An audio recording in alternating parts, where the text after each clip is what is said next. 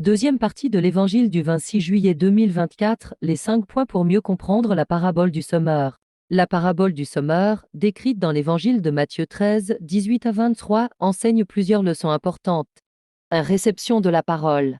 La parabole montre différents types de réception de la parole de Dieu. Le sol représente les cœurs des gens et leur disposition à recevoir la parole.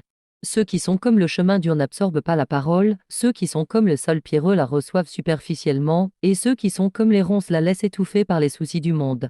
La bonne terre représente ceux qui écoutent, comprennent et acceptent la parole, produisant ainsi des fruits abondants.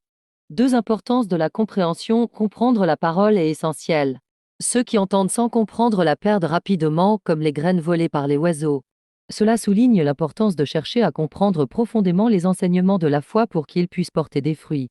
3. Persévérance et résilience. Les graines tombées sur le sol pierreux montrent la nécessité de persévérer malgré les tribulations.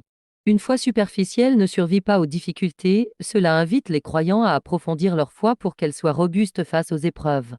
4. Défis des distractions et des tentations. Les graines étouffées par les ronces illustrent les distractions et les tentations du monde qui peuvent empêcher la croissance spirituelle.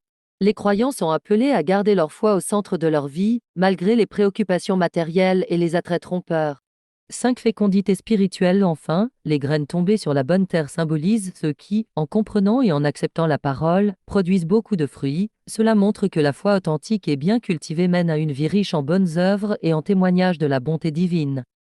En résumé, cette parabole enseigne l'importance de recevoir la parole de Dieu avec un cœur ouvert et réceptif, de chercher à comprendre et approfondir sa foi, de persévérer malgré les difficultés, de se prémunir contre les distractions et tentations, et de viser à être fécond spirituellement en produisant des fruits de foi et de bonnes œuvres.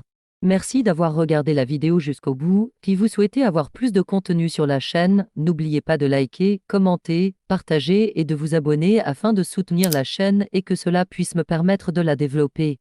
Que la paix soit avec vous. Amen.